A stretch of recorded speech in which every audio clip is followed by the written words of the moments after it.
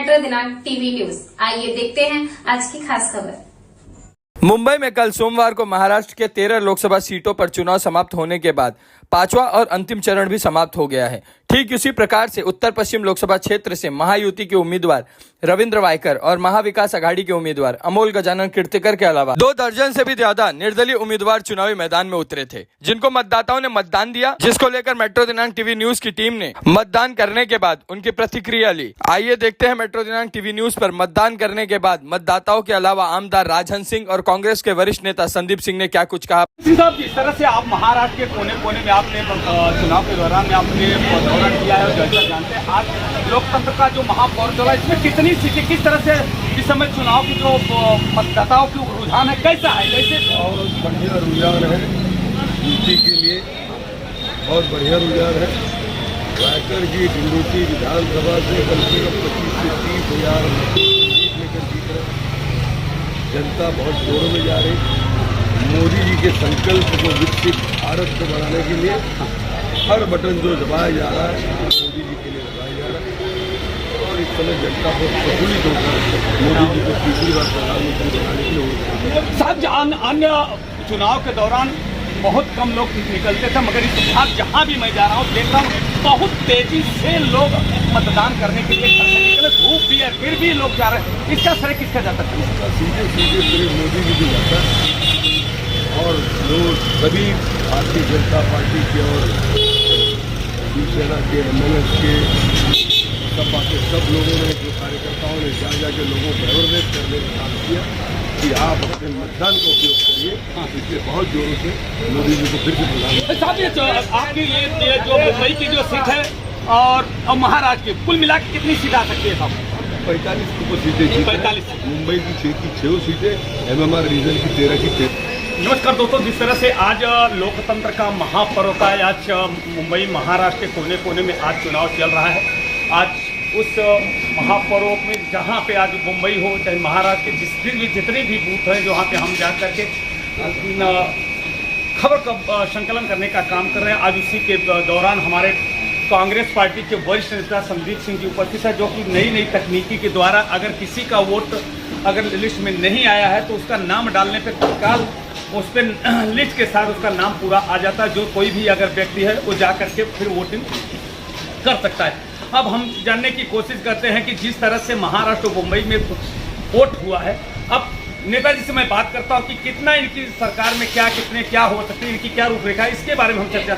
आइए हम जानते हैं। संदीप सिंह जी, आप मुंबई महाराष्ट्र के वरिष्ठ नेता है, आप इतने वर्षों से कांग्रेस पार्टी के आप नेतृत्व कर रहे हैं। आपकी शायद आज का जो लोकतंत्र का पर्व, आज जो चुनाव हो रहा है, कितनी सीटें आपकी आ सकती है शायद? सबसे पहले तो मैं दीनानाथ तिवारी जी आपको धन्यवाद करूंगा कि आप मेट्रो दिनांक के माध्यम से जो यथार्थ की जो चीज़ें होती हैं, ज़मीनी चीज़ें आप समाचार के माध्यम से लोगों के बीच में ले जाते हैं। इसके लिए मैं आपका और कांग्रेस पार्टी की तरफ से बहुत बहुत धन्यवाद करूंगा और आभारी रहूँगा। और रहा सवाल आपका कि हम हमारे इंडिया गठबंधन और महाविकास आघाड़ी कितनी सीटें जीतेगी, तो हम पूरा कॉन्फिडेंट है कि 38 से 40 सीटें इंडिया गठबंधन और महाविकास की आघाड़ी उद्धव बाला साहब ठाकरे के नेतृत्व में, शरद पवार जी के नेतृत्व में और राहुल गांधी के नेतृत्व में हम यहाँ से जीत कर जीतेंगे। मगर सब कैसे आप दावा कर सकते हैं जिस तरह से कि केंद्र सरकार और महाराष्ट्र सरकार दोनों ये विकास की गंगा की बोलते हैं, हम विकास की गंगा बहा दें, और किस तरह से आप कैसे दावा करते हैं कि आपका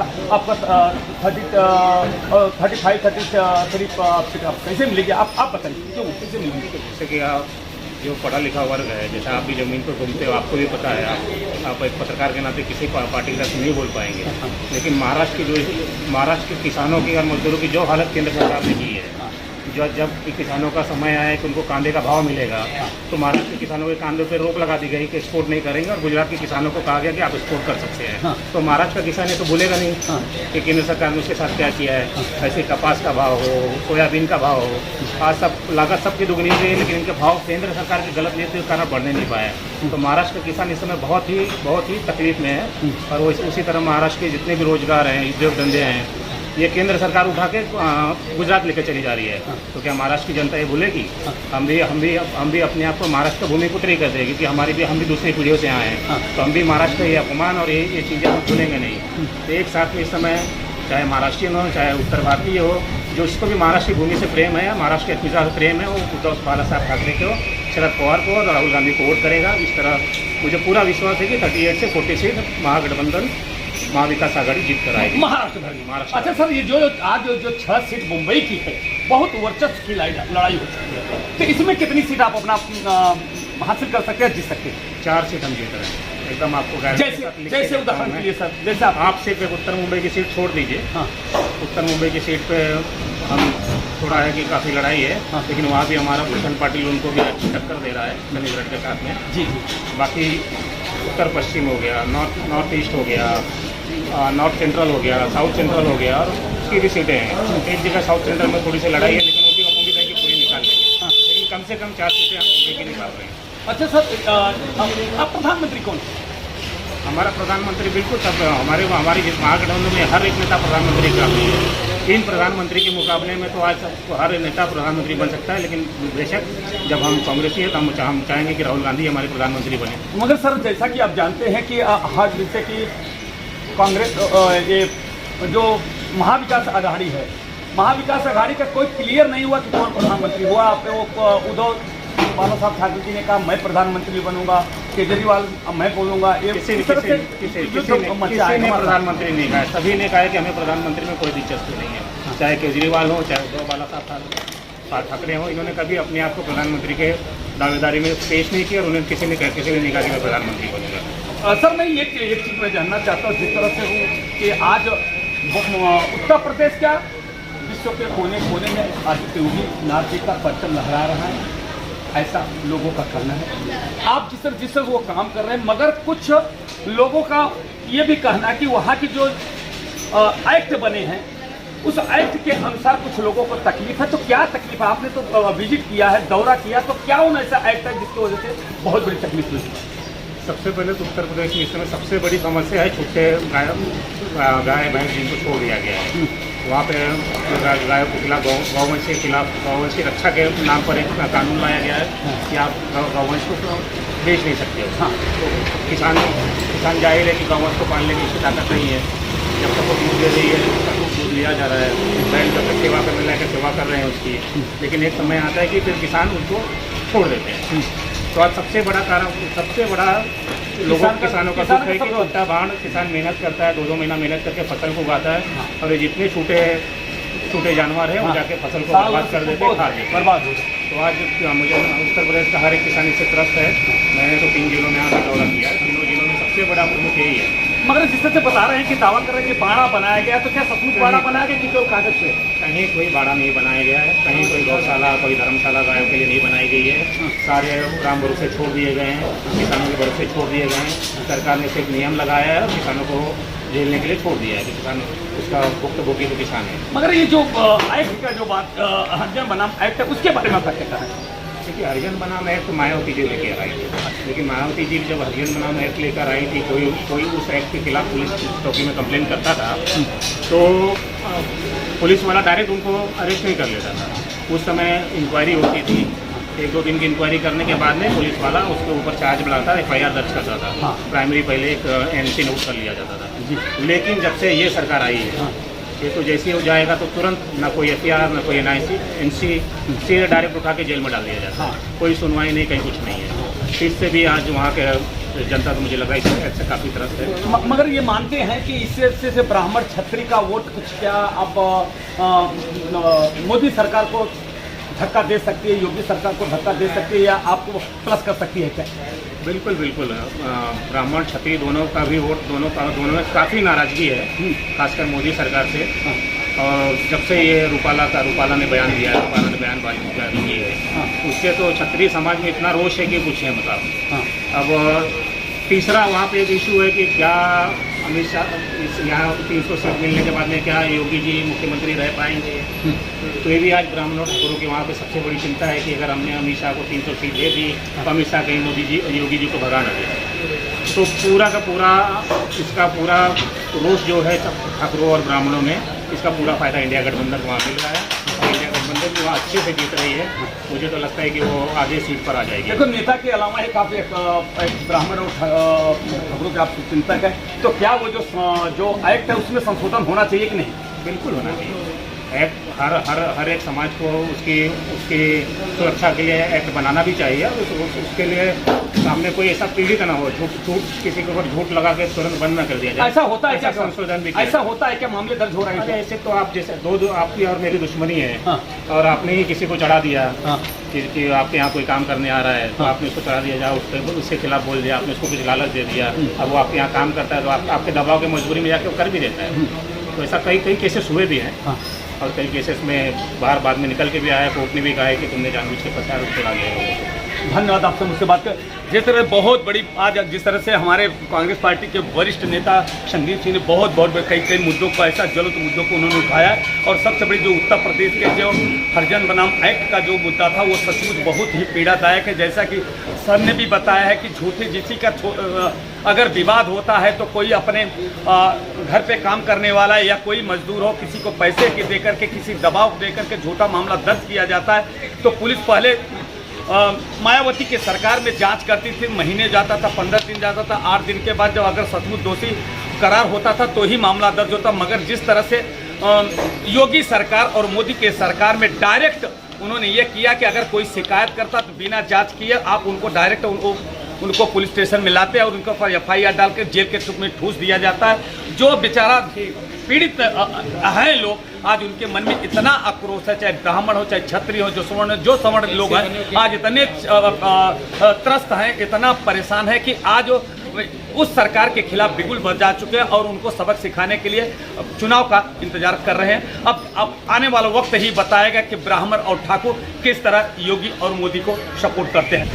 नमस्कार दोस्तों, जिस तरह से आज ये चुनाव का महापर्व चल रहा है कि भारतवर्ष के कोने कोने में जब जो चल रहा है, इस तरह के जो आज वोट चल रहा है, जो कि महाराष्ट्र के कोने कोने में आज चुनाव जारी है। आज हम देखो मतदाता इस चुनाव भी वोट डाल के आए हैं। मैं उनसे जानने की कोशिश करता हूं कि महंगाई, बेरोजगारी या जो 370 की धारा थी उस पर, या मंदिर के जो 500 वर्ष के बाद मंदिर बना, इस पर किस मुद्दे पे उन्होंने वोट करके आए हैं, ये मेरा सवाल रहेगा। मेरा सवाल ये नहीं रहा कि आप किस उम्मीदवार को वोट दिया और किसको दिए, ये मेरा सवाल नहीं रहेगा। मेरा सवाल ये रहेगा कि आपने विकास के मुद्दे पे दिया या किस पे। सर, आपका नाम क्या है? कमलेश दुबे जी, आपने मतदान किया?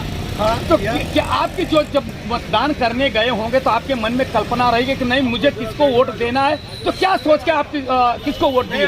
विकास के नाम पर वोट दिया। विकास में क्या विकास हुआ है आपकी वो? विकास तो इस कंट्री में बहुत हुआ है। हाँ। हम तो इससे जुड़े हुए हैं। हाँ। हमें मालूम है कि पूरे देश के जो बॉर्डर लाइन है दूसरे कंट्री की, उसमें कितने डेवलपमेंट हो रहे हैं वो मुझे पता है। हाँ। अभी बहुत सारे लोगों को नहीं पता है, लेकिन मुझे पता है। हाँ। तो मैं विकास के नाम पर वोट दे रहा हूँ। महंगाई तो हमेशा बढ़ती रहेगी, महंगाई कोई मायने नहीं रखता। अच्छा, महंगाई बढ़ती है तो इनकम भी बढ़ता है। दुबे साहब, ये केंद्र सरकार की विकास की बात कर रहे हैं, महाराष्ट्र की जो विकास है उसको?